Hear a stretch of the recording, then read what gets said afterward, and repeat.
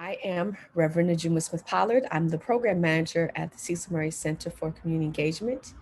And we welcome you to USC Dornsife School of Center for Religion and Civic Culture to our critical conversation. Today's critical conversation is around election dissection. And again, I am Reverend Najuma Smith-Pollard, Program Manager for the Cecil Murray Center for Community Engagement. And I'm also the proud pastor of Word of Encouragement Community Church here in Los Angeles. You can see on the screen our contact information. We welcome all of you that are joining us live to feel free to follow us all on Twitter and Instagram. And just certainly glad to have you participating with us today. Even though this is webinar format, we want to encourage your participation with us. And so you will see on the screen, you can use the Q&A box. And so we encourage questions. We encourage dialogue. So please use that, engage with us, and we will be responding. We'll have some of our panelists respond to your questions as we get further into the conversation this morning. And so again, thank you for being with us today. Here is our agenda. You can quickly look at that and how we'll move throughout this morning's webinar and presentation. And again, we want to encourage your participation. So when we get to the Q&A section, we certainly hope that you will have loads of questions for us. And anything that we cannot answer on live, we will certainly attempt to answer in follow-up correspondence with you. So let's kind of move through the election dissection. So November 2020 was the presidential election that marked the end of the Trump presidency. The election also revealed new shifts in the way that America votes and self-identity in the electoral politics. So that's what we'll be talking about today with our guest panelists. And just grateful to have all these wonderful people joining us. When we began Critical Conversations in 2020, we thought it was crucial to continue the conversation into 2021. And so here we have a few of our prompts, what we've asked our panelists to respond to. The first question, or giving thought, what they'll give thought to when each of them offers their reflections this morning, is what are some of the most important or significant shifts you saw in the way communities voted in the 2020 election? They've also been asked, what do you attribute these changes to? And what are some things that did not change in the way people voted in the 2020 election? And so we're looking forward to hearing from each of our guests as they share their reflections on these prompts right here in relationship to the 2020 election. So our first panelist up is Dr. Youssef Shaoud. Dr. Youssef Shaoud. He's Assistant Professor of Political Science, Christopher Newport University. And Dr. Shaoud will share his findings about the Muslim American vote. Next, we have Dr. Janelle Wong, Professor of American Studies and core faculty member in the Asian American Studies program, University of Maryland, who will share her findings about the Asian American vote. And then we'll be followed by Dr. Alexia Salvatierra. She's the Assistant Professor of Integral Mission and Global Transformation, Fuller Theological Seminary.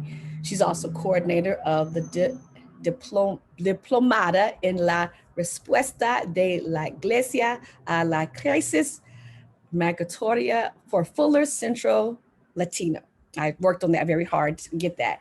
She's also founder of Faith Rooted Organizing, the UN Network, and author of Faith Rooted Organizing, Mobilizing the Church in the Service to the World. And she will give us her insights on the Latinx community.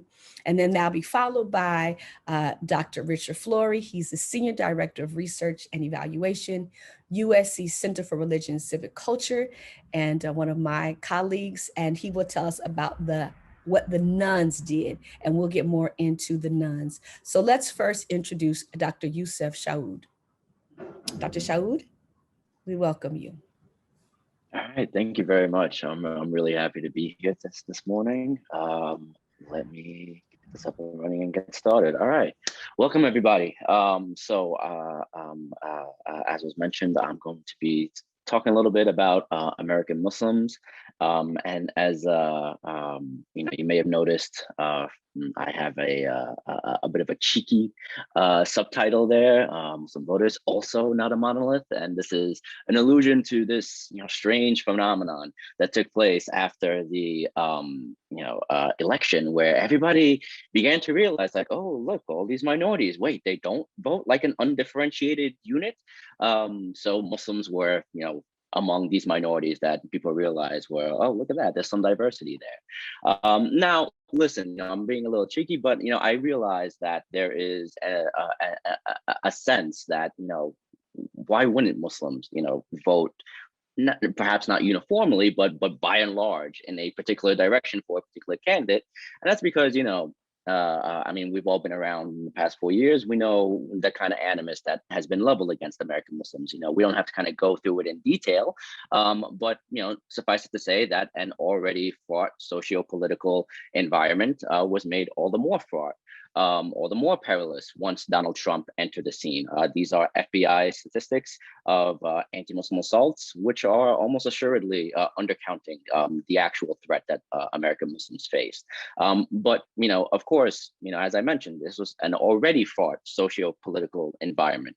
As my colleague Nazir al-Ishbari at Michigan State University has shown, the negative sentiment that Americans were exposed to whenever they would tune into really across the board broadcast that mentioned Muslims or Muslim Americans, was very kind of keen, very kind of uniform in that post 9/11 era, right? And so what Donald Trump really kind of did is kind of tap that reservoir of negative sentiment. He didn't kind of create something de novo. And if we want to kind of really push the metaphor a little bit, perhaps it wasn't so much tapping the reservoir as kind of opening the floodgates. So not surprisingly, when you actually look at the data and of how American Muslims kind of viewed Donald Trump in the 2016 election, Pew found that only 8% reported voting for Donald Trump. When ISPU earlier in 2016, before the election, asked a full sample of American Muslims, so voters, non-voters, citizens, non-citizens, who they wanted to actually end up winning the election, 15% would say that they wanted Donald Trump to win. So perhaps this is something of a ceiling then, we would imagine. And indeed, when 2020 rolled around and the Institute for Social Policy and Understanding fielded their poll in early 2020, they found that 14% wanted Donald Trump reelected. But if you notice, this was fielded in early 2020. A whole heck of a lot was going to happen later on in 2020, right? So a lot of social and political upheaval. And as it turned out, when we actually got closer to the election, this tally actually ticked up a little bit. The Council on American Islamic Relations found that 18% voted for Trump in their poll fielded shortly before the election. And the Cooperative Election Study found that 22% voted or planned to vote for Donald Trump. And then the real big surprise came about. The AP's VoteCast found that 35% of American Muslims say they voted for Donald Trump. So how do we make sense of this finding? I mean, if you would ask me, I'd say the most valid range is probably somewhere between 25 and 30%, but that's still probably a lot larger than you would imagine it being. So what do we turn to? How do we explain how Muslims were voting? Well, the first thing to note is that, as my cheeky subtitle alluded to, this is a very diverse community. And in fact, the most diverse major religious community that we have in America. This is yes, a lot of Arabs, a lot of South Asians, as we kind of instinctively think of Muslims as being, but a lot of African Americans as well. Hispanic American Muslims are the largest growing segment of the American Muslim community. And it might surprise a lot of people to find out that yes, there are quite a few white Americans that are Muslim as well. And at a time when racial and ethnic backgrounds condition a lot of social and political attitudes, this is an important finding. And indeed, when you break voting preferences, when you break political preferences down by racial and ethnic background, you find that, well, white American Muslims are not too different from white Americans in the general public, according to the Institute for Social Policy and Understanding's latest survey. And so this kind of gets us, perhaps a bit closer then to kind of wrapping our heads around this high tally of, Trump support that we found following the November election. Another point to note, though, is that, this might be just simply a return back to a mean reversion, right? To use the social scientific parlance. And indeed, we see that, each year, kind of leading up to 2020, it was, the percentage, the proportion of American Muslims that affirmatively claimed to be Republican was right around that same range, but then kind of ticked up precipitously, or notably, in 2020. And the reason that I say this might be something of a mean reversion is because the only time we can really talk about a Muslim bloc vote was in the year 2000, when Muslims by and large voted for George W. Bush. I'm sure this might be a surprise to a lot of folks in the audience, unfamiliar with American Muslim political history.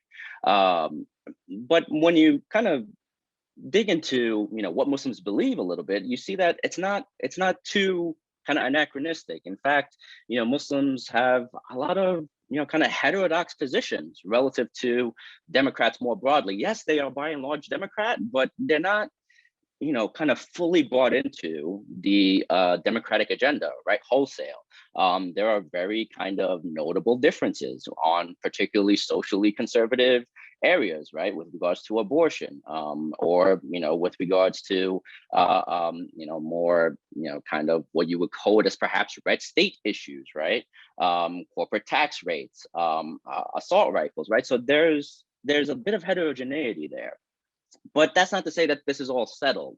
The last point that I want to make is that a lot of it is really not settled. And so perhaps it's just a matter of kind of helping Muslims kind of make the connection, or trying to see, do Muslims actually see themselves as part of a larger kind of minority cohort in the United States? And certainly there's evidence to suggest that at least the non-minority, the majority kind of seems to lump them in a lot of the same categories as other minorities. And ISPU found that, for example, when legislators put forth anti-Sharia or anti-foreign law bills, they very much often pose restrictive bills towards other minorities as well. So that's one thing. So perhaps, just kind of helping Muslims kind of make those connections, that still is some work that needs to be done. But the other point to emphasize here in terms of things not quite being so settled is that there's this generational shift, right? Where on a lot of, very notable social and political attitudes, you see that younger Muslims vary differently from older Muslims. So this is, something to kind of keep an eye on as we go forward. And so, just three main takeaways then.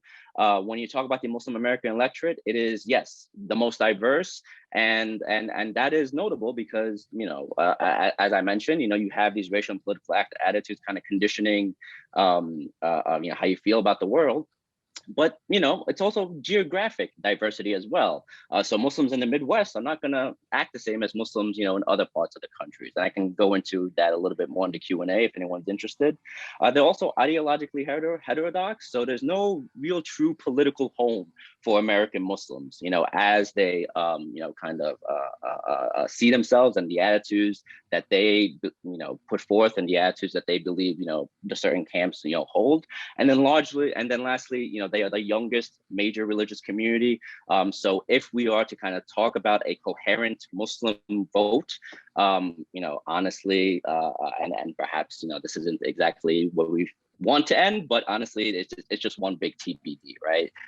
This is still a very nascent political community, and there is much change on the horizon. And I'll end there. Thank you very much. Wonderful. Thank you, Yusuf. Really great conversation and some wonderful pieces there. And I hope everyone, again, we want to encourage your participation. So please begin to put your questions in the Q&A section, as we will be sending the questions to our panelists so that they're prepared to respond to each of your questions. Next up, we will have Ms. Janelle Wong. Janelle, we welcome you. Thank you so much for having me, and thank you, Yusuf, for that wonderful presentation. Obviously, a lot of Asian Americans are also Muslim, and so there's so much overlap here. I am going to, though, focus on the immigrant vote through the lens of Asian Americans. And I do this because, as most of you know, Asian Americans are a majority immigrant community, and other groups in the US listed here, including Latinx, are a minority immigrant community. So I think this is an interesting way to view the immigrant community. You can see here that today's immigrant vote is largely Asian American and Latinx, and in California, largely Asian American. And so these are some data from AAPI data. Many of you know Karthik Ramakrishnan, who is the head of this organization. And you can see where Asian Americans in 2020 were poised to make a difference. And you can see the population share of the electorate that is Asian American. You can see growing numbers in a lot of these swing states.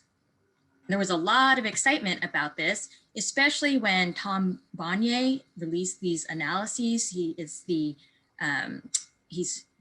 does a collection of registered voters and really took a close look at Asian American turnout. And you can see the Asian American community really came out. There was a surge in swing states, and we can see that in Georgia. Immigrants were really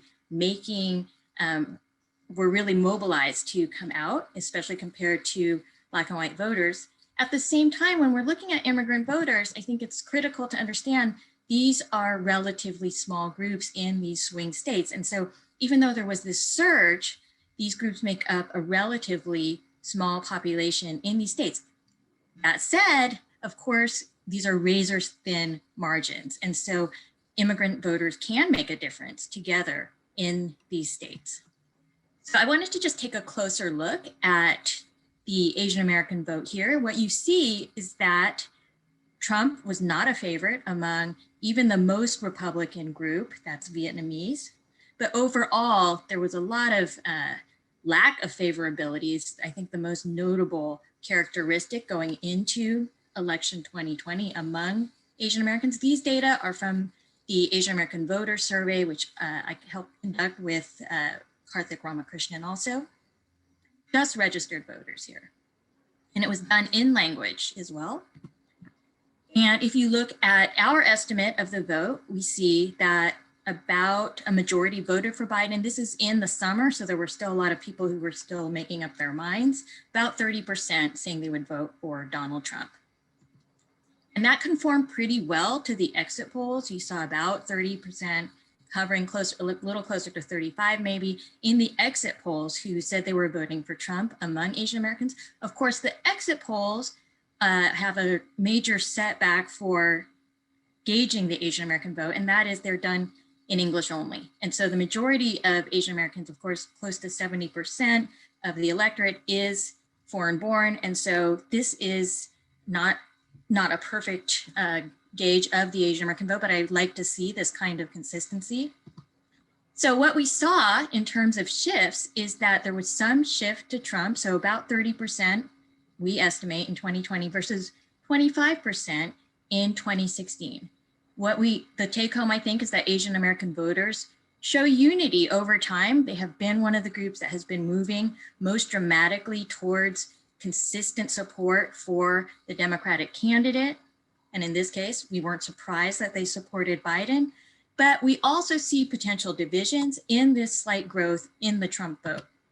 And that is not just seen in surveys. We saw, and many of you saw these New York Times analyses that looked at immigrant neighborhoods, and we did see a shift. It's a little misleading because they didn't go Republican in these places necessarily, but we did see a change for a little bit more support for Donald Trump in a lot of immigrant areas. using precinct level data. At the same time, there's been remarkable convergence across this very diverse population. So Asian American voters are healthcare voters, environmental voters. They are supporting gun control at higher rates than other Americans, and they support redistributive tax policies, even those with the highest income. And this, to me, is, the hallmark of the Asian American community is diversity, but we see these kind of issue convergences across party and across Asian national origin. So Vietnamese, who tend to be the most Republican group in the Asian American community, still show majority support for these sort of progressive policies. So let me just talk about why we're seeing some of the patterns we're seeing. And that is, these are speculation. We don't have great data, but we've seen, Donald Trump ushered in this environment of heightened racism and sexism that affects all communities, including Asian American communities. Asian American and Latinx registered voters were much less likely to be mobilized compared to white and Black voters because they're outside, for the most part, of the swing states. They're concentrated in these kind of safer states, safer blue places, and that included, and so Democrats also weren't doing as much mobilization.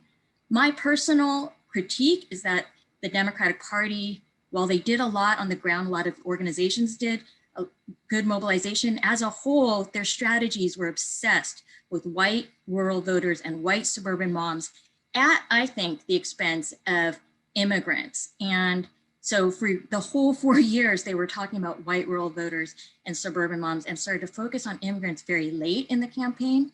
And then Democrats themselves, I think, have been a little bit late to the party when it comes to religious voters. So Trump kicked off his campaign in January 2020 at a mega church, a Latinx mega church in Miami. The Koch brothers have been working on trying to recruit Latinx evangelicals for over 10 years. When did the Biden campaign launch its Latino evangelical outreach program? In mid-September 2020. And so, we get attention in the immigrant voting communities, really, I think, just in the few weeks before an election. That is too late in my view. And so I don't have new data on this, but I'm happy to also talk about growing numbers of immigrant evangelicals and how they might have moved a little bit towards Trump, but I think these other explanations are just as powerful. Thank you. Wonderful. Thank you so much, Dr. Wong. This is awesome. We're so very grateful to share this important and valuable information with all of you this morning. And thank you again. Again, we want to encourage your participation. So we welcome your questions or thoughts in the Q&A section. And now we're going to move to discussing the Latino vote. And we're going to bring in Dr. Alexia Salvatore. And so welcome, Dr. Alexia. Great to be with you this morning. So some of what I'm going to say is going to be interestingly repetitive and some of it will be different. So I also have a cheeky little statement at the beginning, the Latino vote no existe, right? There isn't a Latino vote. If you can imagine the Tejano, the Texan Latino, whose family did not cross the border crossed them. And he works for the oil industry in comparison to people who are asylum seekers, and then differentiating between people like Cubans or Venezuelans or Nicaraguans who were fleeing a country that was left, was communist or socialist, versus Salvadoreños and Guatemaltecos who were running away from a government that was to the right. So you can see that those people would have very different political perspectives. At the same time, there we go. At the same time, it is amazing that we can say some things about the Latino community that hold true, even with all of our differences. So before I talk about changes, I need to talk about long-term voting patterns. So since 1972, that's a long time ago, roughly 1/3 of the Hispanic community identifies as Republicans. And that, shifts in terms of what it looks like for presidential candidates. 2016, Trump got the lowest amount of any presidential candidate of the Hispanic community. He got 28%. And George Bush, in comparison, got 40%. Gabe Salguero calls us the quintessential swing voters. And I'm going to give you a little snapshot of what that means. My data all comes from PRRI or the Pew Research Centers or a couple of other additional surveys that have been done. Pew did a survey specifically on Hispanic evangelicals in 2007 as part of a larger survey. And what they found, just to give you a picture of what this means, is that 70%, and this is our most conservative community, like Janelle said the Vietnamese are, that 70% supported government engagement in health and social services, and 66% were willing to personally pay higher taxes to make that happen. 81% concerned about discrimination, but 77% believe that abortion should be illegal. So you can see why it doesn't fit, why our community doesn't fit neatly into one party or the other. These were the major political concerns of the Hispanic community in 2020. And in parentheses, you see the general population, and not in parentheses, you see the Latinx community. So economy, way up at the top, 80%, and of course, 79% of all Americans. There are big differences between women and men, that 59% of women are concerned not only about the economy, but about economic inequality, whereas only 45% of men are concerned about that. Health, 76% higher than the average American, which would be 68%. Climate change, 68%, interesting, in comparison to 42% in the average American. Racial inequality, 66% in comparison to 52%. Now, crime is higher than immigration. I want you to notice that. Crime, 64% in comparison to 62%. Immigration, 59% in comparison to 52%. But again, a big gender gap. Women at 69% and men at 50%. Abortion, 41% in comparison to 40%. But you also have a question there about the Supreme Court justice, and that was 64%. And for most Hispanics, that was an abortion question.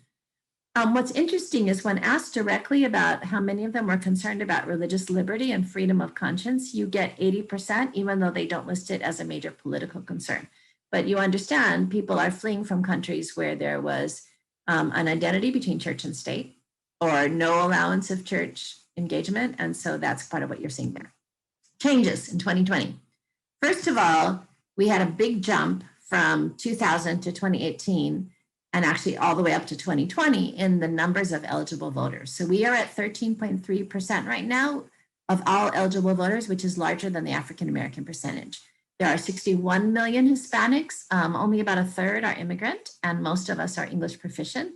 Every state in the country jumped, including a number of double-digit jumps. I mean, not double-digit, excuse me, multiplying 2 or 3 times as many. So we have states where it's a small percentage, but it's 2 or 3 times as much as it used to be. And in our swing states, there were major jumps. So Florida from 11 to 20%, Nevada from 10 to 20%, and Arizona, I can't see my screen, but you can see my screen. You can see how big the jump is. And we are also a population that skews young, and our young voters, as you've heard from the others, are much more progressive. 1 out of 5 Gen Z eligible voters are Latinx, and 74% of 18 through 29-year-olds supported Biden. There was a shift towards Trump, as you've heard from other people. He got 28% in the other presentations, right? That you heard he got 28% in 2016 and 33% in 2020, 40% of Latinos in Florida and Texas. And that matches a statistic shortly before the election, which showed that 36% of Hispanics were generally approved of Trump's performance. So there are major religious differences between the Protestant or evangelical community and the Catholic community in the Latinx world. And I just need to say something very quickly about that, which is that the borders of these communities are very fuzzy. So the word in Latin America, Protestant or evangelical, are used interchangeably, even though there's a movement that we might call a great awakening going on throughout Latin America. That means greatly increased numbers of Protestants. They may be called Protestants or evangelicals. And many people go to evangelical prayer meeting on Wednesday night or healing service and Catholic church on Sunday morning. So these are very fungible, right? And they're not as big of a difference as people often think. We have right now in the US, 30% identify as Protestant or evangelical, 54% as Catholic. 40% is born again. So this movement is within the Catholic Church as well. I want to look at party affiliations. Catholics are 41% Democrat, 20% Independent, and 19% Republican. Look at Protestant Evangelical, 28% Democrat, 31% Independent, and 32% Republican. So Pastor Jose Rivera of the Church of God of Prophecy, he's a bishop, and he says that he feels politically homeless. And I think that's what many people may feel. Immigration is very nuanced, and everyone needs to understand this, that 31% of Catholics and 45% of Protestant Latinx said that we wanted to stop refugees coming to this country. That's intense, right? But when we look at issues of family separation, 25% of Catholics accept that, 32% of Protestants. When we look at DACA, it's also about a 6 percentage point, 8 percentage point shift, not a lot of shift. There's a lot more concern about immigrant children than refugees, for example. Around discrimination and racial inequality, very high, consistent percentages of recognition that Black people are disadvantaged in this country. But 33% of Catholics and 50% of Protestant evangelicals think that police killings of Blacks are isolated incidents. So what are the implications in a nutshell? Well, I want to echo what my colleague said about the lack of attention. That 87% of whites were contacted at least once around the presidential election, only 75% of Hispanics. And of course, we were contacted very late. And in our community, that is particularly important because we are a relational community where loyalty matters. So the higher support for President Bush, George Bush, was because he actually really took time in the Latino community, and people believed that he cared. So it's not just whether you show up, it's whether people believe that you care, are in an ongoing relationship.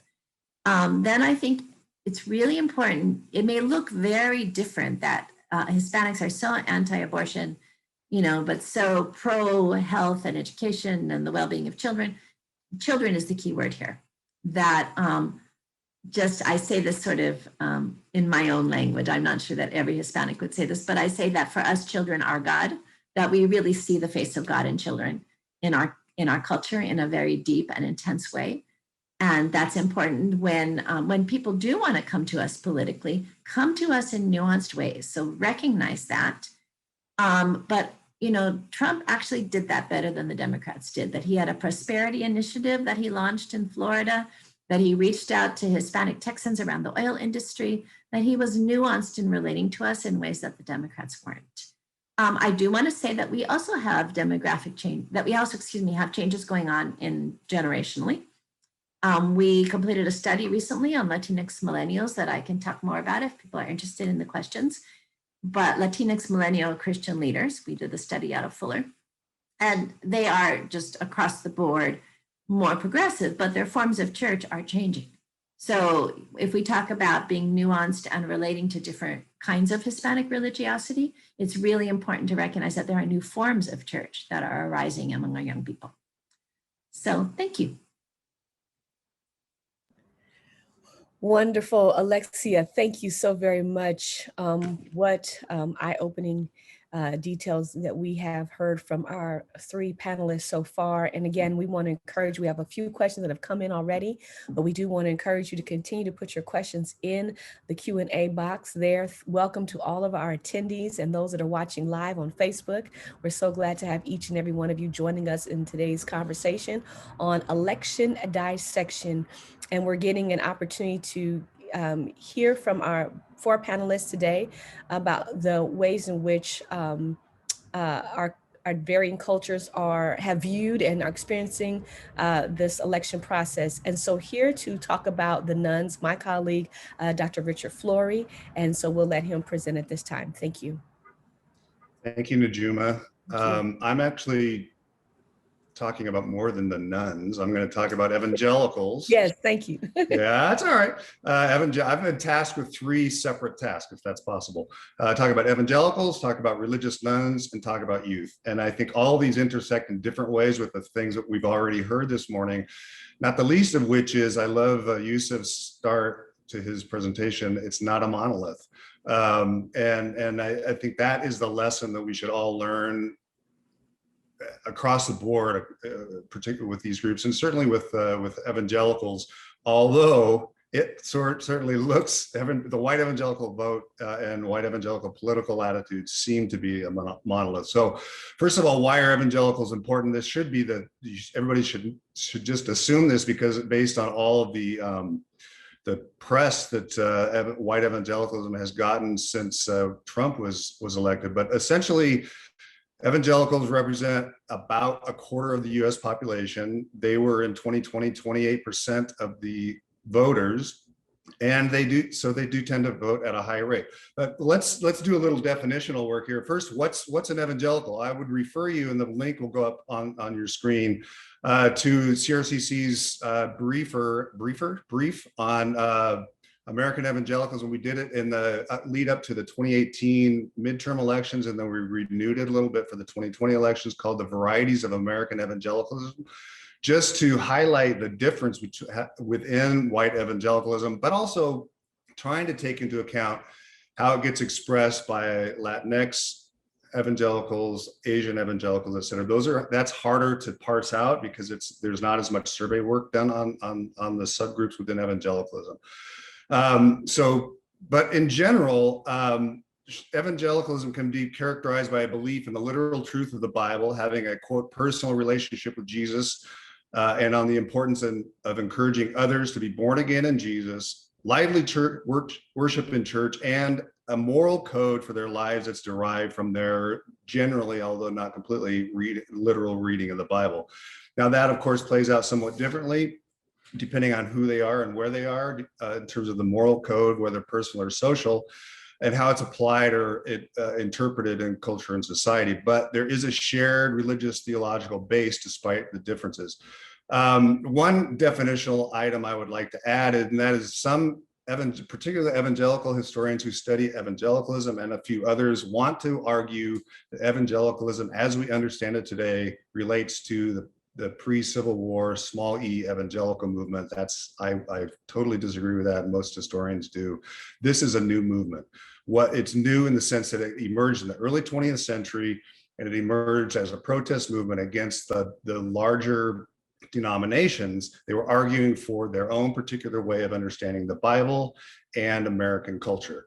And so it's important to differentiate these. In fact, when the National Association of Evangelicals was founded, they framed themselves as neo-evangelicals. They were the new evangelicals. They were separate. They were different from the people that came before them. So now, with that as definitional, let's think back to 2016 and what ended up being like the overwhelming support of white evangelical for Donald Trump, which everybody I knew was sort of stumped at, including myself. It was reported that 81% of white evangelicals voted for him.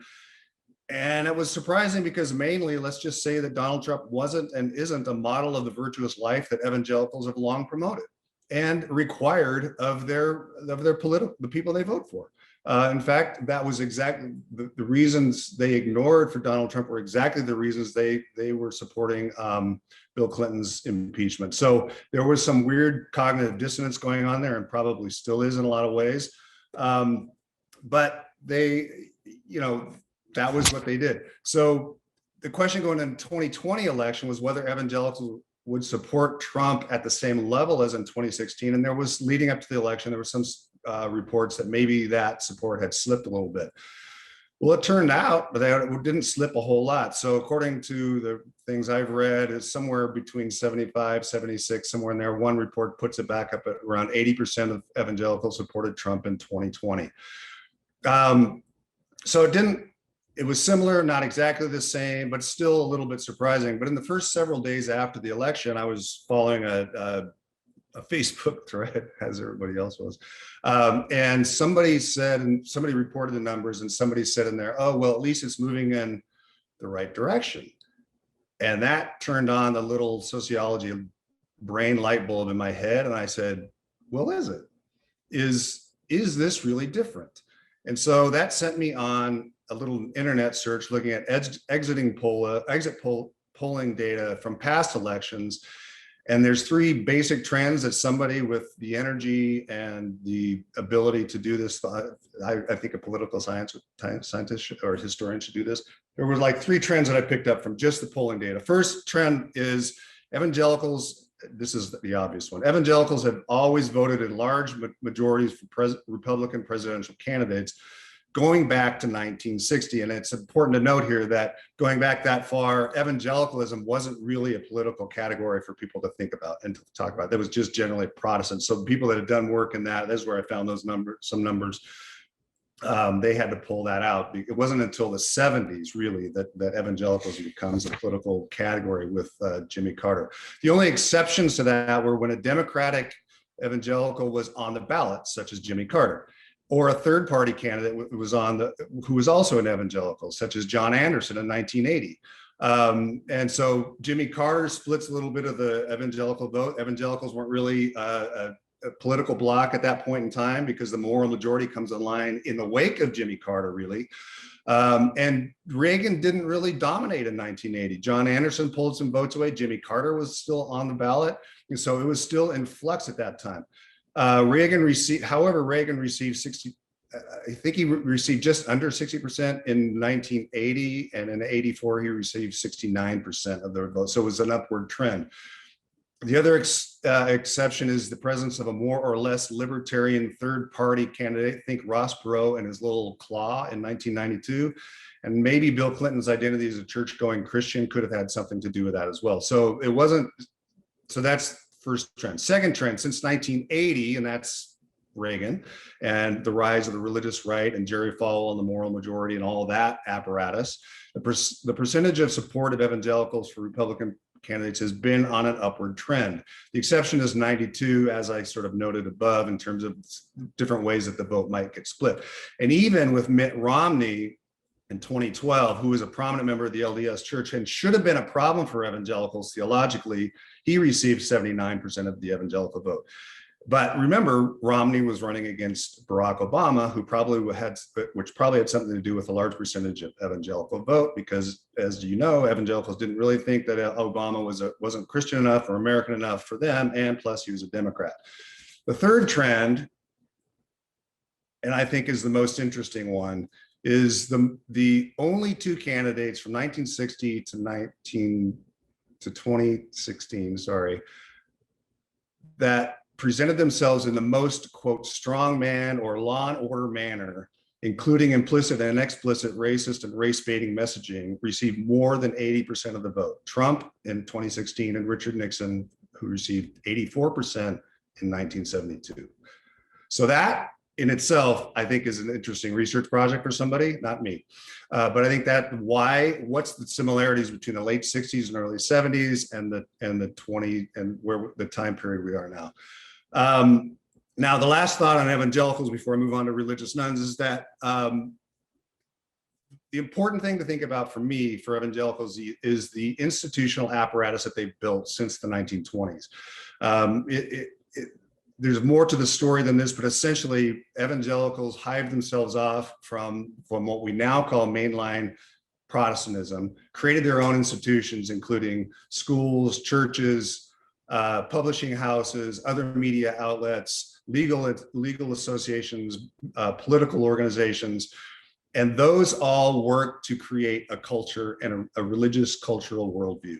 And that's one reason why you have 80% of evangelicals that keep voting for somebody who might not fit the way that they think they should, because they get the messaging over and over and over again. The other angle on this, and I think it fuses into particularly the Latino and Asian population in terms of of those who are evangelicals, is that most of that original messaging comes from mission efforts from that early time, and then those Asian evangelicals, and that's really a bad category. It's much more specific than that. Latino, same thing, as Alexia told us, but how that gets embodied within their own cultural context is important, but also how this larger white evangelical theological world influences that, continues to. Now, secondly, I got three things.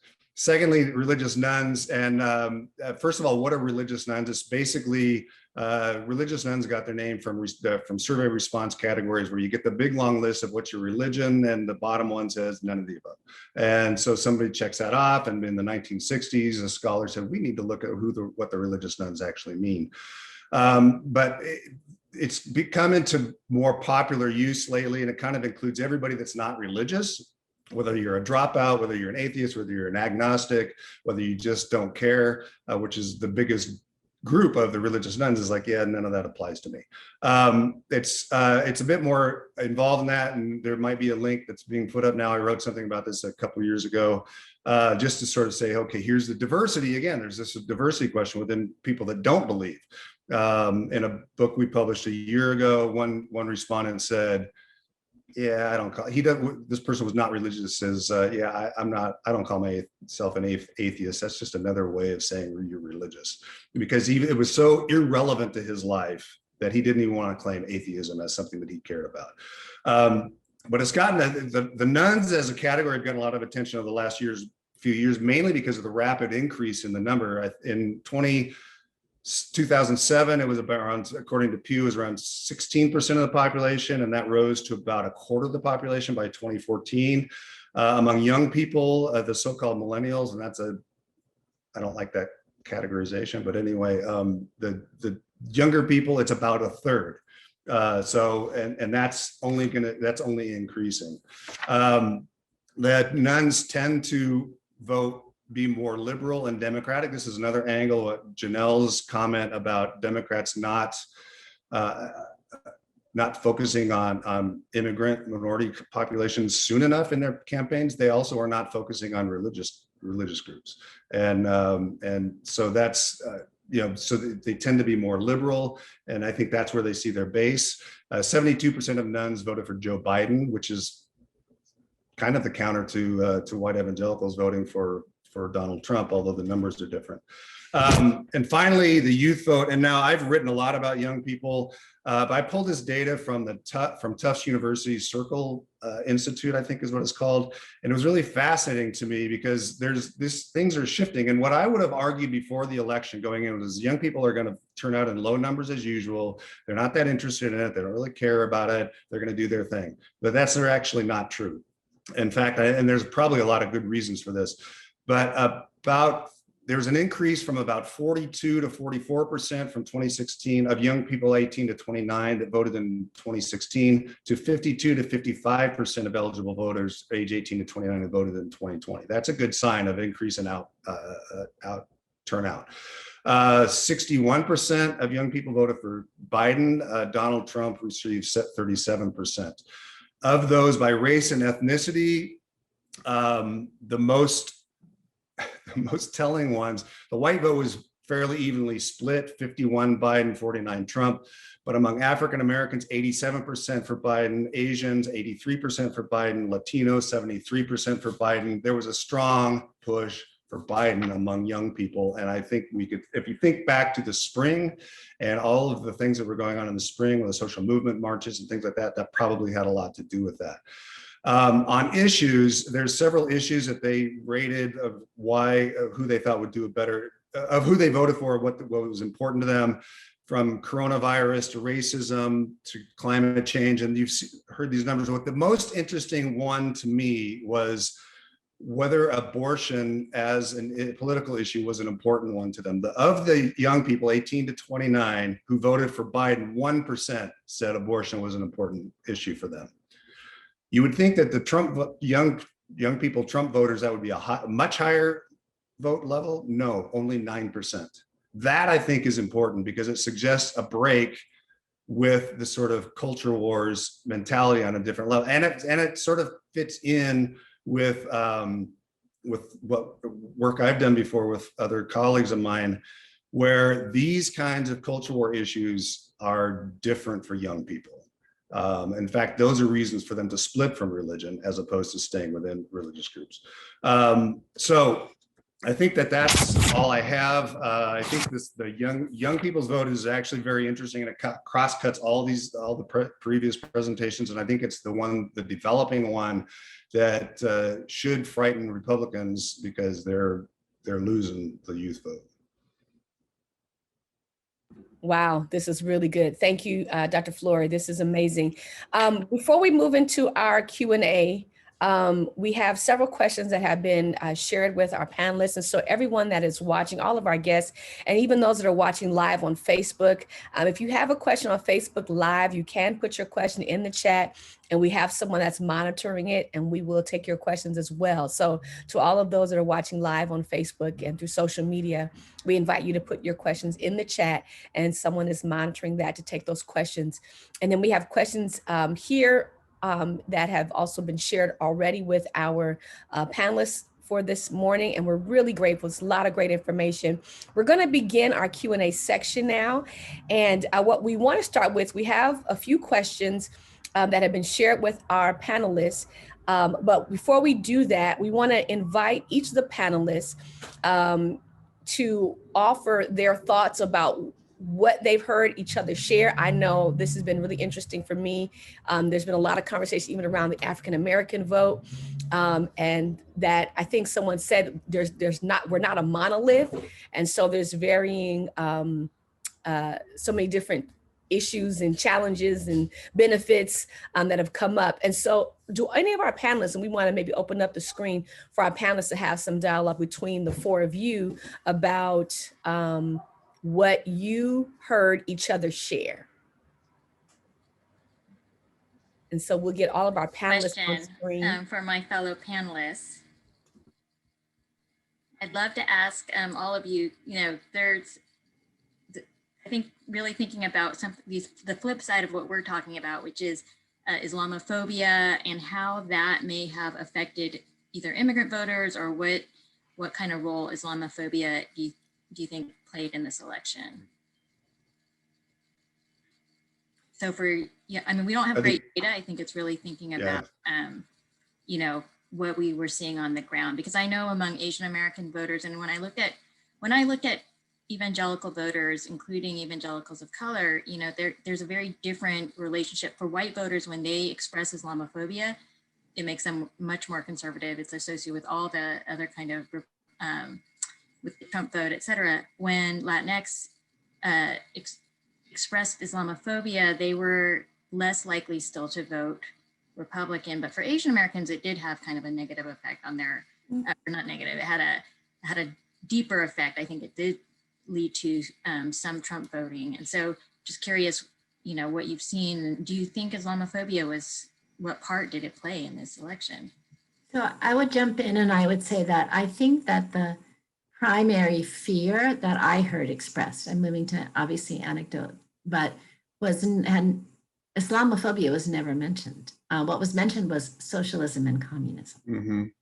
And American. That was the terror among Hispanic evangelicals. And that was the terror among people primarily who had run away from communist governments or leftist governments that they felt were oppressive. But I want to say something about the Hispanic community that I think is important for people to understand. We're only 30% immigrant, but the way that works out is that everybody has immigrant folks that they love and are often related to it in terms of our extended families.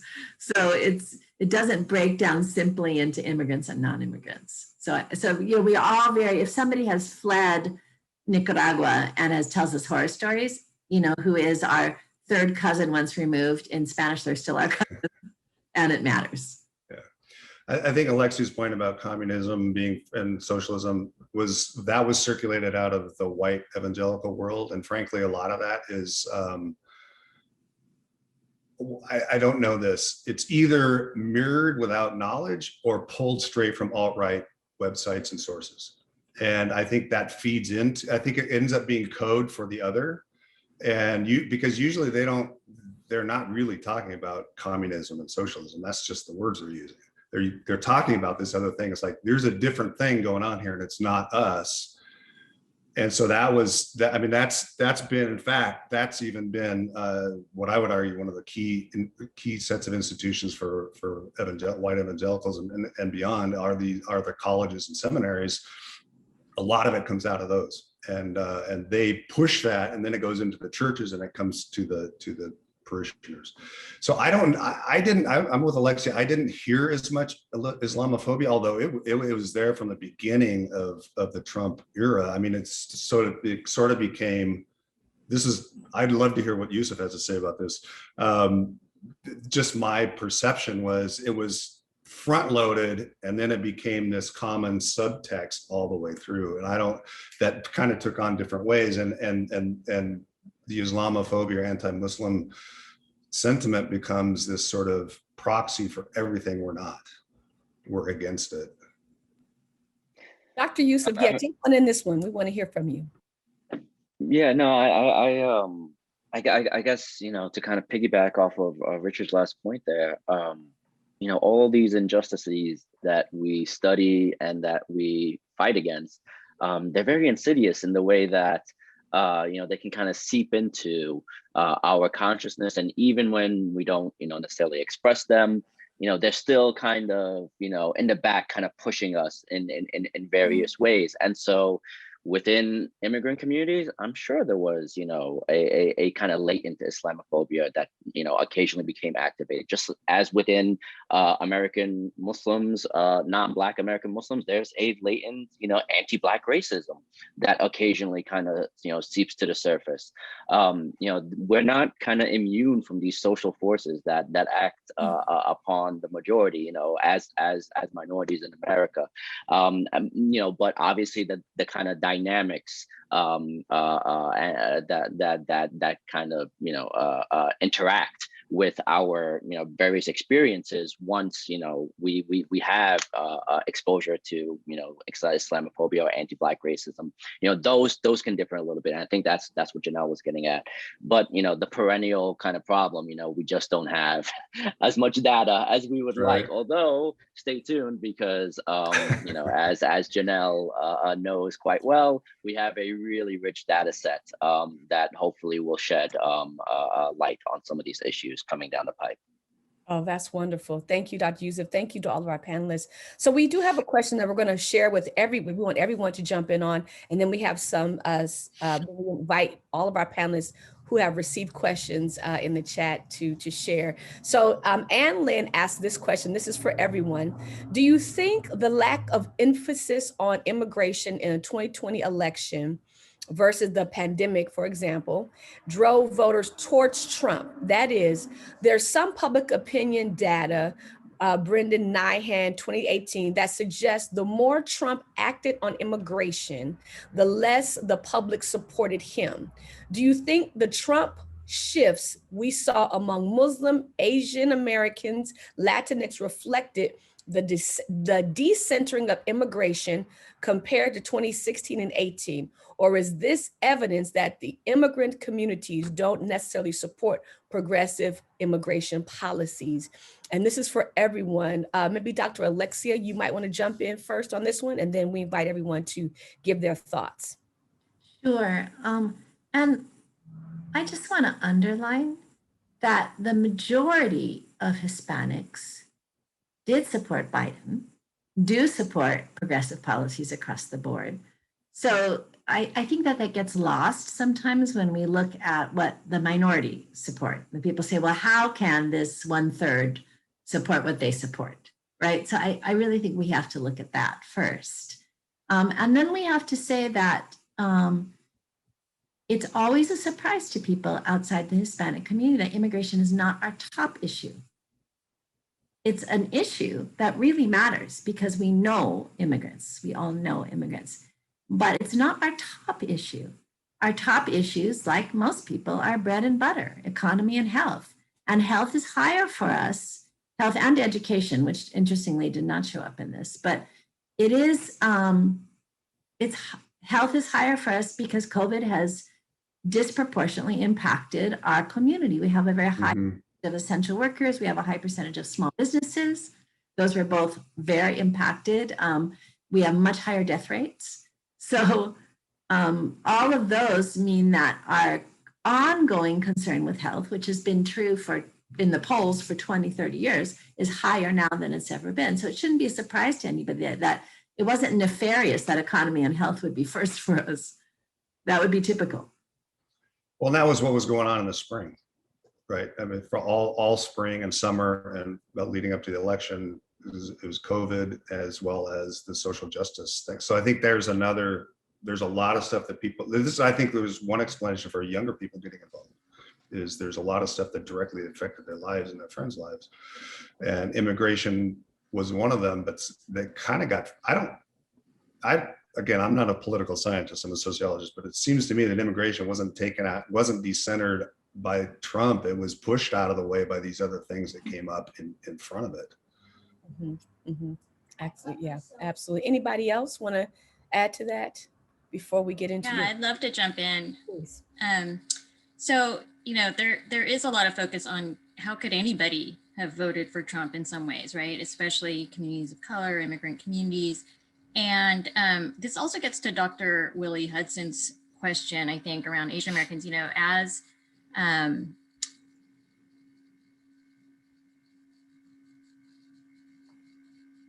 sorry, are you? No, go ahead. Oh, okay.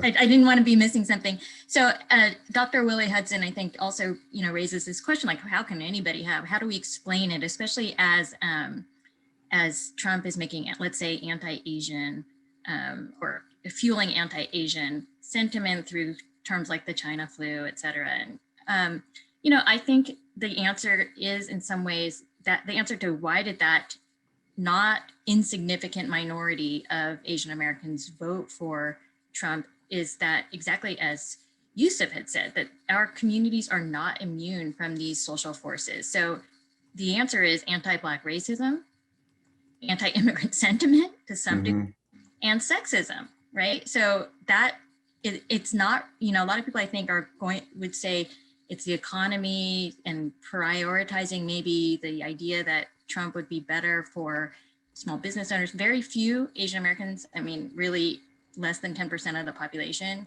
are small business owners. Yes, immigrants, Asian American immigrants are more likely to be small business owners than other immigrants to some degree, but it's not a big part of the population. When we poll on Asian American attitudes towards the economy, they are, Asian Americans are not fiscally conservative. That's the bottom line. So it's the same thing that drove other white voters to Trump, drove some members of our community to Trump, plus fears of communism to some degree. But to get to Ann Lynn's point, was immigration taken off the table? No, I think it was still there.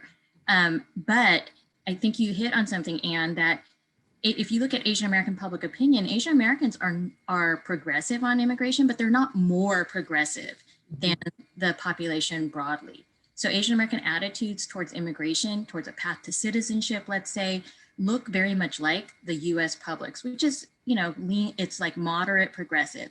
What I discovered over the Trump administration years, looking at Asian American public opinion, is that when it comes to immigration attitudes now, Black voters are more progressive on both a path to citizenship and legal immigration than Asian American voters who are majority immigrant. And so we're seeing, I think, some shifts. Trump did politicize immigration in a different way. And to me, that's how it's manifesting itself. Yeah. This is great dialogue. And I can say that even for African-American voters, I believe it was Lexia's point, the overriding issue was economy, was families, health, income, some of the basic things. And so this is great. We have one other general question for all, and then we want to get into your individual questions. Kenneth Werner says, it would seem that there is a misconception in the media and culture that minority communities are more democratic and certainly anti-Trump. Is that driven by understanding the influence of religion, or what else might explain it? So this is for anyone that wants to take that on. I think I just said that we are, actually, right? That evangelicals are in the Hispanic community, the majority, more. serious majority, 2/3, right, are left of center or center left. And so I think, again, the attention gets given to our 30% that are not. Yeah. So I think that what I heard in all of us that I really just want to underline is that please see us with a more nuanced set of eyes. Mm-hmm. Like, neither see us as all progressive or all conservative, or it's like, that's just not a good, that's not a fair way of looking at us. Mm-hmm. I think that point should be made again and again and again. And I get particularly annoyed at that in terms of generational kinds of things. You read in the newspaper all the time, generation fill in the blank does fill in the blank. It's like, that's just not true, because there's always variation. There's always variation. And so to understand the variation, you have to get underneath the big numbers and see how people are experiencing these kinds of things in their daily lives, and their families, and their churches, and their synagogues, and their mosques, whatever. And it's like, how does that play out? Why do they do this as opposed to that? And what influences are there? So I think that sort of, it's much more, my favorite line is, yeah, it kind of depends. I mean, when people ask me something, it's like, it depends on lots of different factors, and how do we understand the factors and how they influence people and what they do. Wonderful. Dr. Youssef, you were given a question by Dr. Willie Hudson regarding the travel ban. Do you want to go ahead and address that one? Do you have that question in front of you? Yeah, I think generally speaking, it's how can Muslims kind of overlook this travel ban, as well as kind of overt anti-Muslim rhetoric, certainly coming from the top and from various layers underneath. And just kind of real quick, because I'd love to hear more general insights from my colleagues. To kind of recap a little bit what I said towards the end there. So there's a very large or significant portion of Muslims that are white American, and they're going to act very similarly to white Americans in the general public as well. They're not an overwhelming majority, but I mean, when you think about kind of the diversity within the community, if I can kind of just take it back to white evangelicals for a second, as Richard mentioned, yes, certainly there's not this kind of undifferentiated block, but I think it's safe to say that there's probably more homogeneity among white evangelicals than among American Muslims. And among white evangelicals, right, the burning hot core of Trump's support, you still have 1/5 to perhaps a bit more that voted against them. So why should we be so surprised, when this very diverse community in American Muslims, around like a quarter or so, voted for Donald Trump, right? There's going to be, when you have that much diversity, I mean, you can only, you have a ceiling at some point, right, in terms of uniformity. And then as I mentioned, there is this kind of cohort shift, and so young people, they vote at lower rates than older people, and this is something that we see in the general public, and so this is something that we're going to see among American Muslims as well. And then the last one is there is some skepticism with regards to the left of center, the social justice agenda among certain groups of American Muslims. And at the end of the day, it's about what you prioritize. If you don't feel directly affected by the travel ban, but you feel a direct affront when it comes to abortion rights, or when it comes to issues dealing with homosexuality, right? If you have these kind of conservative lenses that you see the world with, well then yeah, we only have two choices at the end of the day, right? You go into that voting booth, you have two choices in front of you. So I mean, there's only so much that you can consider when you have to make a choice at the end of the day. And so Muslims, they're and plus we were in a pandemic, folks. I don't know. All this it leads me to believe that we shouldn't extrapolate all too much from 2020. Okay, wonderful. Thank you so much, Dr. Youssef. Dr. Salvatore, I hope Salvatierra. Yeah. There we go. I got it. Sorry about that. Yours a question for you around, it says the religious differences you identified reflect privilege of the evangelical mindset, which seems hypocritical in the face of the wall, who continue to believe that the death of Blacks are isolated incidents and seem all tied to Trumpism era. Incarceration rates among Blacks and Hispanics increased and continue to increase in the aftermath of his presidency. Do you agree or disagree, if you want to take that question? Sure. So I think there's a paradox for immigrants of color. And the paradox is that you came to this country because it was better from where you came, from the country that you were in before. So you experienced more violence, more injustice, more poverty in the country you were in before, and that's why you came. So there is, I mean, I know this from my own family members, that there is just really a desire to see the United States through those lens, through the lens of a place of refuge and opportunity. And so that's going to push people in the direction of seeing discrimination as not the norm, but you know, something that is not really reflective of the soul of America, because you've fallen in love with America on some level. You've come here, better life. At the same time, I don't know anybody in the immigrant community who doesn't also have deep anger and resentment about the discrimination that they've experienced, and plenty of stories. So we just sort of live with that paradox, and then that paradox manifests itself in different people's perspectives, has everything to do, as my colleagues keep saying, with who you are. You know, with how much does it affect you personally, and what else affects you personally, right? So I think that we shouldn't be surprised again that we have this mix. Yeah, wonderful. Thank you for taking that. And then Dr. Flory, there was a question directly for you. It says, do you agree that evangelicals became a political religious movement since the 60s because of perceived racism against Blacks and Hispanics? Evangelicals financially supported Republicans since then. Have evangelicals continued to place a high value on their political theology since the events of January 6, 2021, as many of the insurrectionists shouted how God directed the attempt to overthrow the political process in support of law and order or MAGA politics pervasive in its theology? That was a loaded question. I hope you got it. That's a lot there. I hope you got all of that. Yeah, and there's another question from Christopher Tay that talks about, can we just get rid of this term evangelical? So I think we can wrap these together. First, let me start with the second one first. No, I don't think we should get rid of it, because I think it depends on what you mean by evangelical. John MacArthur, who's a very conservative, he calls himself evangelical, but really he's a fundamentalist. He went to Bob Jones University when he was in college, and that's on the far right wing. At the time, that was at the far right wing of evangelical fundamentalism. And they just canceled it because I tried to keep up on these things, and he's been in the news a lot because they're defying state health orders of meeting and things like that, because it's their God-given right to meet together with or without masks as a church. And they ended up canceling a conference they were going to have that really was about, and I believe the title was basically salvaging or restating true evangelicalism.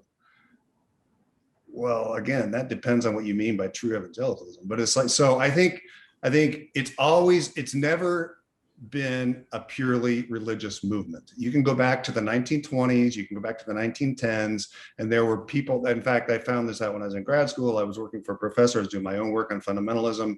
He wanted to do a project on Pentecostalism, fundamentalism, and the Ku Klux Klan. So I was reading, believe this or not, Klan magazines from the early, when it reemerged in the teens and 20s. And a prominent fundamentalist pastor in Los Angeles was holding Klan rallies in his church. That pastor also was publishing in the King's Business, which was a publication of the Bible Institute of Los Angeles, and he had already been on the board of Biola. So these groups have this kind of political religious Americanism and evangelicalism, fundamentalism have always been part of the same thing. It's not new. So I think it's an important category. I think looking forward, if I were to predict, I'm going to age myself here, my Karnak hat on of Johnny Carson. See, that nobody even knows who that is anymore. That I think there will ultimately be a split between that sort of hardcore Trump evangelical side and more moderate and younger moderate and moderate people. The problem is they don't know what to call themselves. But I think to Dr. Willie Hudson's question, this conspicuous by their absence in the civil rights movement were evangelicals, number one. So that's a carryover from the 10s and the 20s. By the 70s, Ron Sider, from Eastern University. He published Rich Christians in an Age of Hunger. That book got a lot of play among, at that time in the 1970s, younger evangelicals on college campuses, because a lot of college professors were assigning that book. At the same time, Jim Wallace and Sojourners was founded. There was another group at the same time. I don't know the actual name of the group, but their publication was called The Other Side, which was actually, I think, more radical than Sojourners in a lot of ways. And so there was what was really forming as what you could really say was an evangelical left. Out of that came a Chicago Declaration on social justice. I don't remember the name of it. And then was founded Evangelicals for Social Action. I think it's called Christians for Social Action now. And that's kind of been around underneath, but it, unfortunately for them and for that kind of progressive movement within evangelicalism. So again, they would share the same basic theology. The outworkings of it would be much different. They never had or were able to build the kind of institutional support that the religious right was able to do, frankly. And so you can still exist and have this effect, right? But the dominant is not just individuals that believe this stuff, but it's a self-reinforcing system. It's cultural reproduction. Is what it is. It's you know, all these institutions fight to push this same agenda forward, and so you find different kinds of buzzwords that come up, and they come up across the decades. But it's all is about, that's them, this is us, this is the world we want, and they're able to. So it's, yes, it's racist in a lot of ways. I presented to the, and with this I'll stop, but I presented to the bishops of the AME a couple of years ago, because they were interested in understanding what in the world is going on with evangelicals. We share a faith, but they are overtly racist. How can we understand this? So I was invited to come and give a talk with them. It was fantastic because there was a lot of interaction back and forth. Afterwards, I was talking to some other people that weren't in that session. And I talked to this young woman, and she says, "Oh, what are you doing here?" And I told her, and I said, "I came to talk to the bishops about evangelicalism." She goes, "Oh, evangelicals." Wow. That was powerful to me, because it's like, that's the lived reality of this person in the traditional Black church, the evangelicals. And that's people who otherwise share a faith are viewed that way by somebody else. So I don't have a good answer for Dr. Hudson, but I think again, it's diverse within, and there's efforts within, and there's alliances within that go all different ways. And I think Alexia, frankly, one reason I'm happy she's on this panel is because she's doing a lot of that work on the ground. And we stretched her out a little bit to do more statistics, which was great. But it's like those kinds of insights of people doing work on the ground, organizing people, bringing their faith to bear in public is important. Yeah. And it's important to know what's going on in that. It's not just this big monolith, to reference Yusuf once again. Yeah, awesome. Thank you, Dr. Floyd. Thank you, everyone, for chiming in on the questions that were asked of you by our listeners. And again, we still can take some more questions. So if you have questions, put them in the chat. And if you're watching live on Facebook, we're so glad to have you. And we're going to continue the conversation. Dr. Hudson channeled in Dr. Murray into this conversation by putting the quote that I do want to at least read, because of course I am the program manager for the Cecil Murray Center for Community Engagement, and it's always great to channel his voice in these kinds of conversations. And he writes, Reverend Dr. Cecil Murray once stated, "White evangelicals need an at-risk gospel. Calling sinners to repentance means also calling societies and structures to repentance. Economic, social, educational, corporate, political, religious structures. The gospel at once works with individuals and individuals' society. To change one, we of necessity must change the other." And he asked the question, do you agree or disagree? And I just say one thing about it. It's like, I love Chip and I miss seeing him every day. But on average, white evangelicals don't have a category for social structure. That social structure influences and directs what's possible in your lives. And if there's one lesson from sociology, it's just that you don't have as much freedom as an individual as you think you do. At the same time, what concerns me about the way that sort of white evangelicals who are all simultaneously framing themselves as anti-social justice and pro so-called biblical social justice, which means their own particular individualistic way of thinking about it, would reject Chip and Chip's theology. And that really bothers me because Chip, I know this because he tells me this when I see him. He says, I pray for you every day. Yeah. And he has a deep personal faith, which every evangelical claims to have, but he also has this understanding of social structures. Yeah. And I think that is really what's missing from the evangelical theology world in terms of understanding how best to go about this. So anyway, yeah. How can you disagree with Chip? Any of our other panelists want to chime in on that about changing structures as well?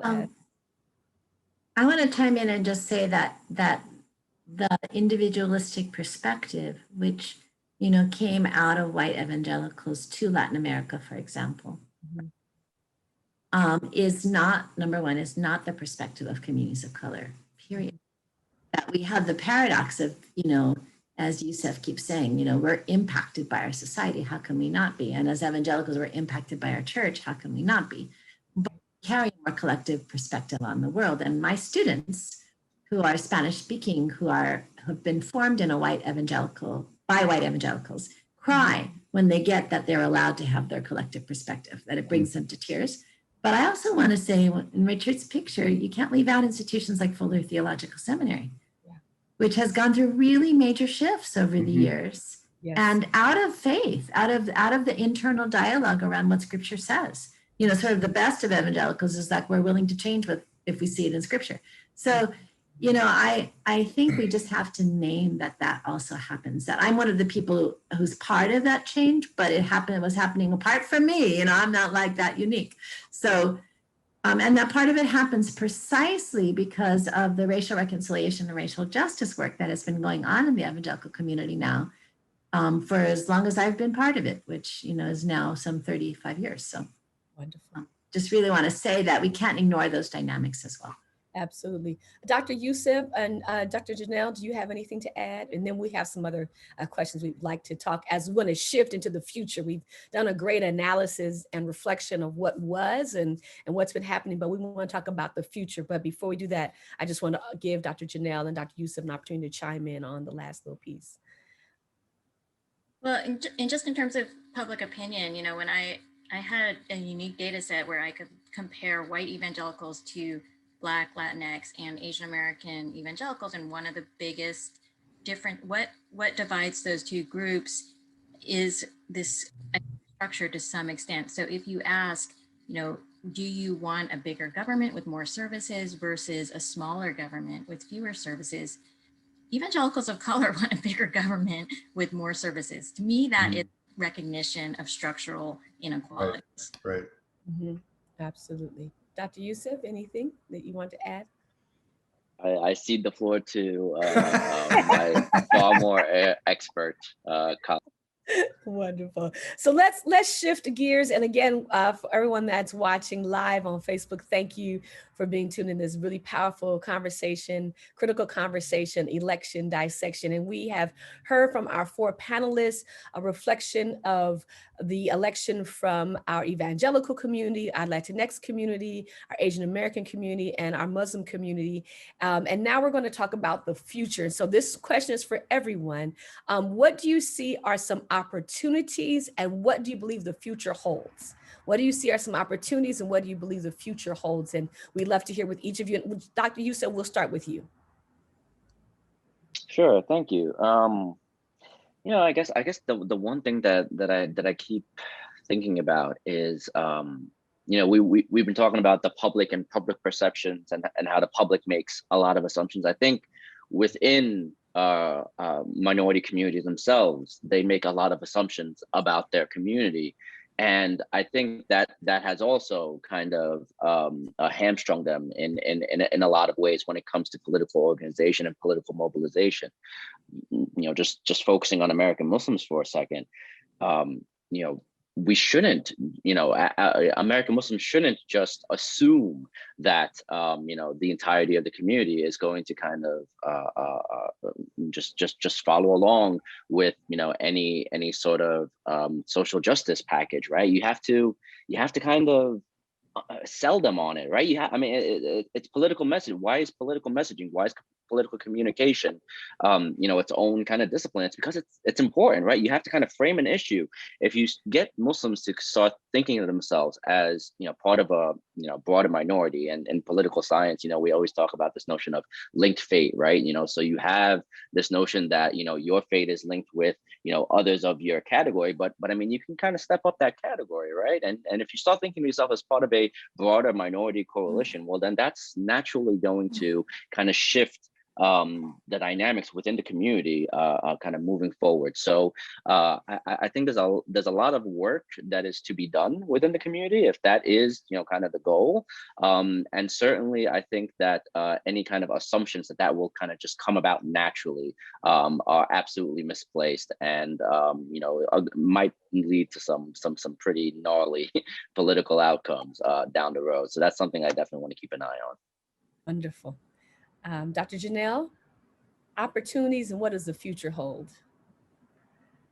Thank you so much. I think, first of all, I really appreciate that remark, that really political mobilization matters. And I think, and it has to be thoughtful and active. And I think this past election really has presented this opportunity for especially the political parties to rethink their investments and to take seriously immigrant voters, voters of color. I think Georgia showed, you cannot ignore and should not ignore a Black voter. So of course we see that the Republican Party does not ignore their core, white evangelicals. Democrats sort of take their core, even, people of color, for granted, and that shouldn't be going into the future. So in terms, I think we see a chance to invest in year-round political voter registration. We can see that we should not be hearing from people the last 2 or 3 weeks before an election. And I think the investment must include deeper engagement with ethnic social media and ethnic media. And so, one of the things we didn't talk about today, but I would love to hear from my colleagues, is really this: there was a lot of misinformation. There was a lot of right-wing propaganda that got taken up in ethnic media spaces. So some of the, ethnic media YouTube channels circulating in Asian American communities were getting 30 million views of charges that, that the Republicans who voted to certify the electoral results were communist agents, right? And so we're talking about some work that needs to be done in our communities. And that is, and again, exactly as Yusuf said, you cannot just leave this misinformation to fester on its own. We need an actual affirmative campaign to provide meaningful and trusted information to our ethnic communities in language. Wonderful. Thank you so much, Dr. Janelle. Any others, Richard or Dr. Salvatore? Salvatore.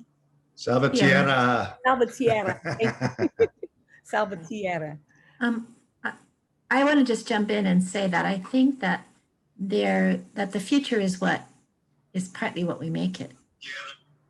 And so, my colleagues have talked about what the government needs to do differently, or what political organizations need to do differently. And I would say, yes, absolutely. But I think we have to talk about what the religious community will do too, and ethnic communities ourselves, what we will do. And part of what we have to do is deal with this generational stuff, that we need to support our young people. And we already have less generational, we have a different kind of generational division than exists in the broader society. There's a lot more emotional connection, and I would dare say there's more respect, but it doesn't mean that it's a smooth, beautiful process of transfer between generations. It's not. And so how does that happen on multiple levels, including spiritual? So how do we prepare our young people to take their place and to speak more loudly what it is that is beautiful that is coming from their roots and coming from our pueblo. So I think we have to call on the church and ethnic organizations to step up in terms of ensuring that the future is what we want it to be. Beautiful. Thank you so much. Dr. Flory? Yeah, just were I to be optimistic, I'm not sure that I am. I say I'm often called the director of reality in our shop because I'm always saying, well, yeah, well, the data doesn't exactly show that. That I want to follow on to Alexia's comment about younger people and generational issues. The overarching story about young people is they're leaving religion, period. They're gone, they're leaving. 25, we published a book right when the pandemic was hitting full stride, and so it kind of got lost in the dust. It's called Back Pocket God. It looks at so-called millennials. We actually frame it as emerging adults because I think it's a more useful category. That this is a life phase, but just as a point of reference, 25%, this is at the end of a 10-year longitudinal study. So we followed the same people over 10 years from when they were adolescents through they were young, emerging and young adults. 25% of those we could identify as evangelicals left religion, period. They were gone. They were not religious anymore. They didn't have anything to do with it. It wasn't that they said they were Christian and they went to church. They didn't go to church or anything like that. They're just period, not religious. And so that's echoed. Some groups are doing better than other groups, but on average, that's the direction. So you have this increase in not religious. The other side of that is that people who have maintained their affiliation, that seems to have gotten stronger for them. So you have this bimodal distribution essentially with the middle where it's like, I don't really care. It's kind of there, kind of not there. You have strongly not religious, strongly religious. So first of all, you need to figure out how to keep young people interested in your religious communities, because something's going on. A review was written of the book, and the line I remember was, it's not like the young people left, it's like the institutions left the young people. So there's an issue there that needs to be addressed on that level. At the same time, the people that are remaining involved seem to be really motivated to be involved. But again, to our theme of diversity and not a monolith, that doesn't mean that young people are all liberal or progressive or anything like that. In fact, it's kind of across the board. And often what looks like liberalism, so-called, is a benign libertarianism. Don't bother me, let me do what I want to do. Don't bother that guy, let him do what he wants to do, but there's no big moral underpinning to it. So these are the challenges I see, and the optimism, which is when I looked at that Tufts University data, I'm like, wow, I am totally shocked at this. I would not have predicted that at all. So to me, that's the future, is what happens with younger people and how to engage them in a way that really moves toward a more just society, frankly. Wonderful. So we're gonna ask another question. We have a question. We have a question from the chat that we're going to ask. This one is directed to Yusuf and Janelle, which is there any electoral results on Asian American Muslims, specifically Southeast Asian, Indonesia, Malaysia, Cham, Vietnam, and Cambodia, compared to Middle Eastern and South Asian results? What are some of the commonalities and what's needed to obtain their perspective for the future? And then we'll have a final question for everyone to wrap up our conversation this morning. But if Janelle and Dr. Yusuf want to take these questions.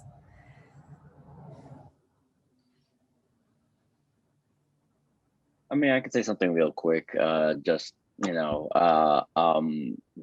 based on, ISPU data, at least, ahead of the election, there was, pretty much parity between Asian Americans and Arab Americans in the survey with regards to, did they want to see a Trump reelection?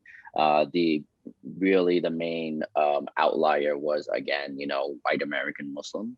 And so, you know, that's probably as far as you know, I'd be comfortable kind of splitting the data, just because it's already, you know, well, you can only slice that salami so thin before, you know, it becomes, you know, kind of pretty useless, right? The data on the exit polling, or quote unquote exit polling that was done for the election itself, has still yet to be you know, made public. So we really, you know, can't say too much on that front. Although, again, just big plug, there is a big trove of data kind of coming down the pipeline. You know, so ask me again in another 6 months, I might give you a better answer. Wonderful. Dr. Janelle? Yeah, I would just say that the survey data that we have, there's very little to make that comparison, and that is one of the shortcomings of data collection on most of the Asian American surveys that I have been working with, is that we do not collect a large enough sample of Asian American Muslims to make that comparison, and then we don't necessarily have a sample of other Muslim communities to make that comparison. Wonderful. Thank you. So this is the final question for this morning. And again, thank you to everyone that is joining us here in the webinar, as well as everyone on Facebook Live.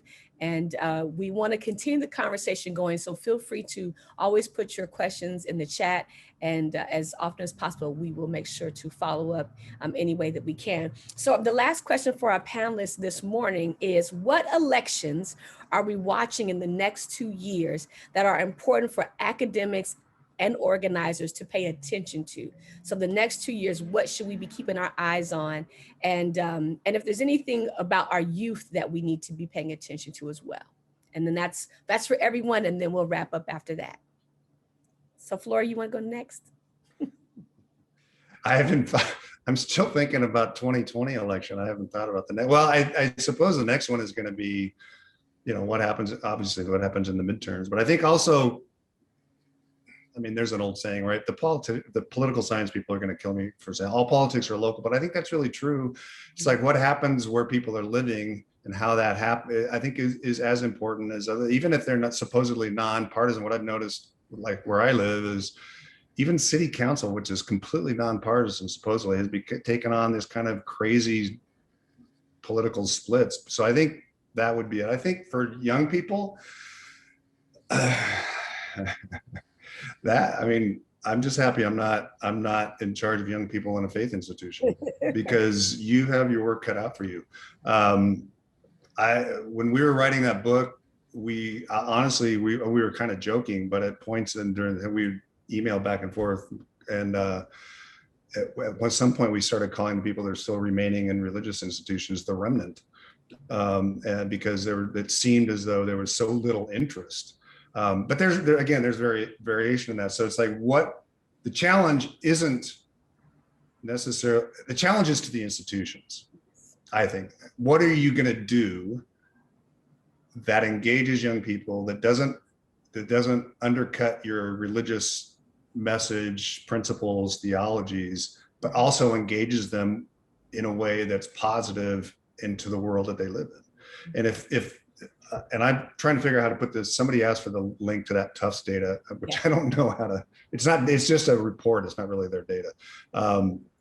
If that's anywhere close to being true, then and it's something I would have never imagined. We'll see if it has legs to go forward. It's like that interest keeps going, and that people get involved with, say, some of the groups that more people, I should say, get involved with some of the groups that, say, like Alexia works with, and other ones like that. I think that's probably the way in to engaging young people, is giving them a way to do things in the world as opposed to telling them things. Right. One of the things I get frustrated with, last thing I'll say, is you'll see these reports about millennials or Gen Z or whatever. They're the most volunteer-oriented generation in history. Well, that's not right. Their volunteer levels are about the same as everybody else's. They say they're at a higher level when they say what they want to do. My argument has been, you need to give them a venue through which to volunteer. So it's a church, it's a community organization, it's a parachurch organization, whatever.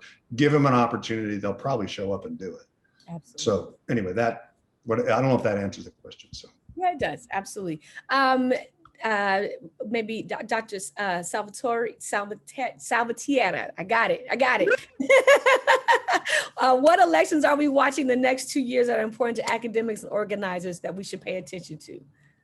So, you know, I don't tend to think about elections. I tend to think about organizing.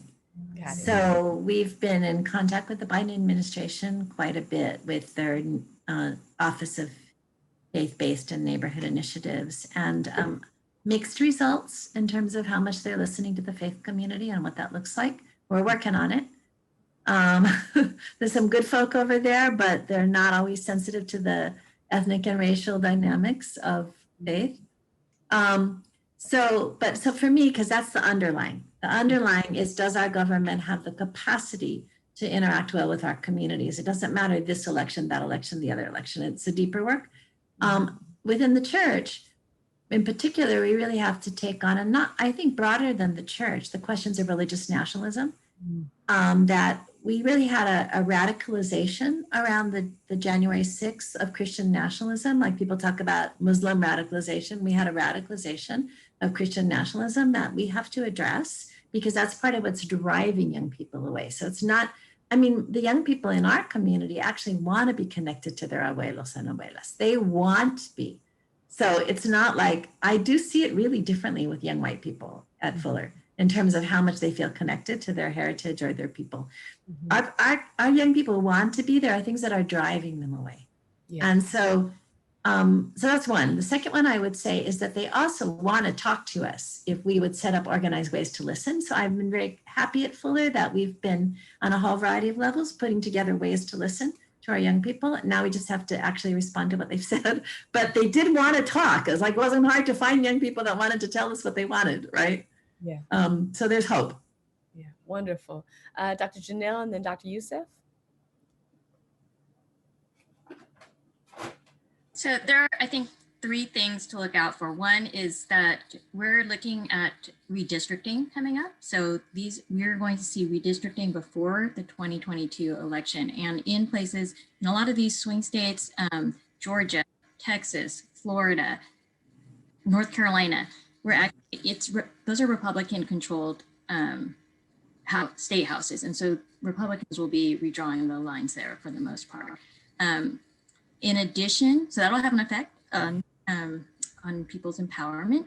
In addition, a presidential election obviously is quite different from a midterm election, where we will see in even these kind of safe states like California, New York, there will be more opportunities for some of the communities we've talked about, especially communities of color, to exercise some power at the local level, as you were saying. And then third, I would say that look out in 2021, there is one state where there is going to be an important election. That's Virginia.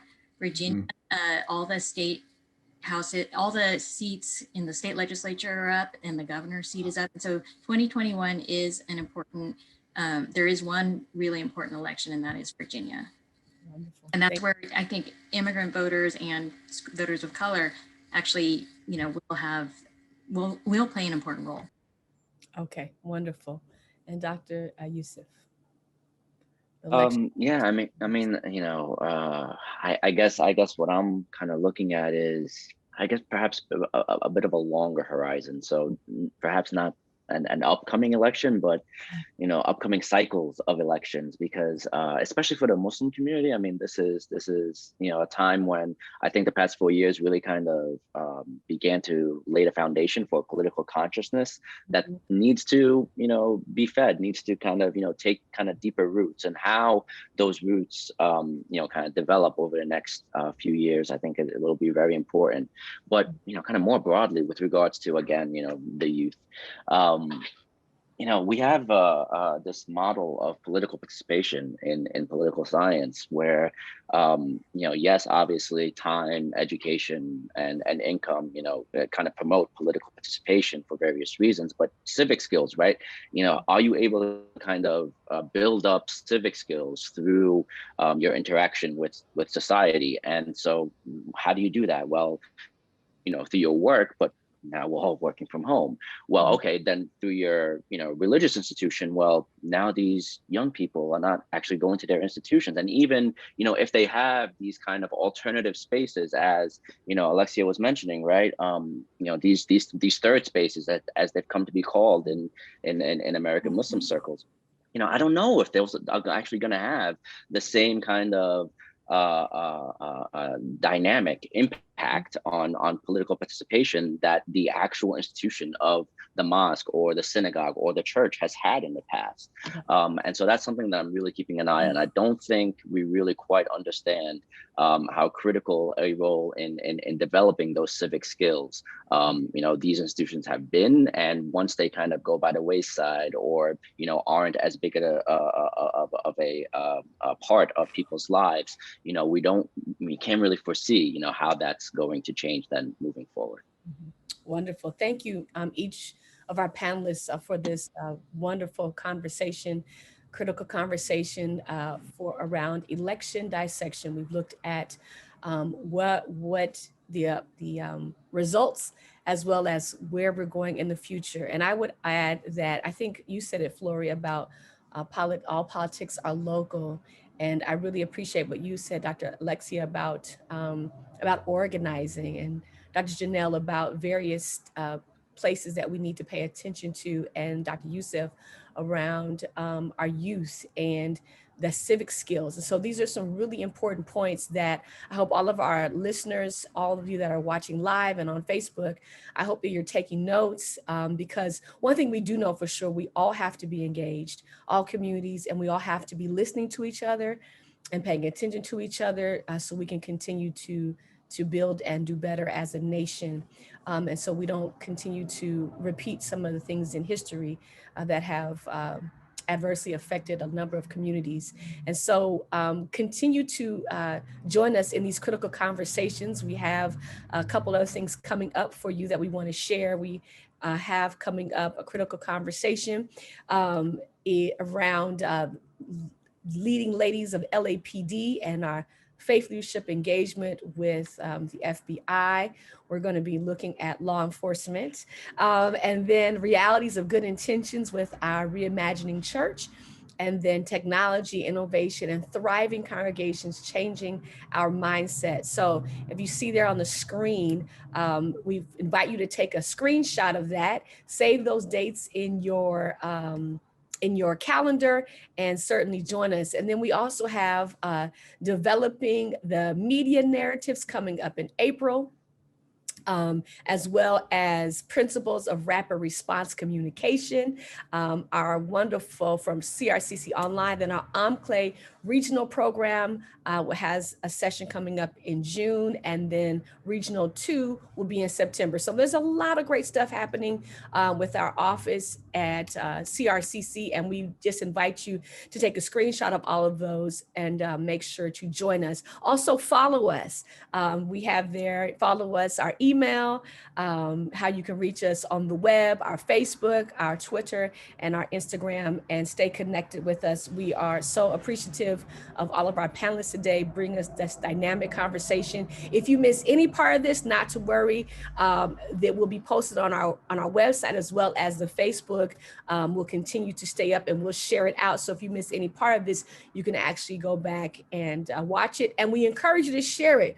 Share it amongst your groups, share it amongst your organizing groups, your classrooms, for any teachers that are watching, and people of faith. We certainly encourage you to watch and share, and let's continue the dialogue. This is the only way that we can do better and continue to move forward. And so finally, we want to say thank you to everyone for joining us today, and have a wonderful day and week. And thank you to all of our panelists today for this bold and dynamic conversation. Dr. Flory, Dr. Shaud, Dr. Salvatierra, Dr. Wong, and I am Reverend Najuma Smith-Pollard, a program manager at the Cecil Murray Center, and glad to be with you all today. Thank you so very much, and have a great day.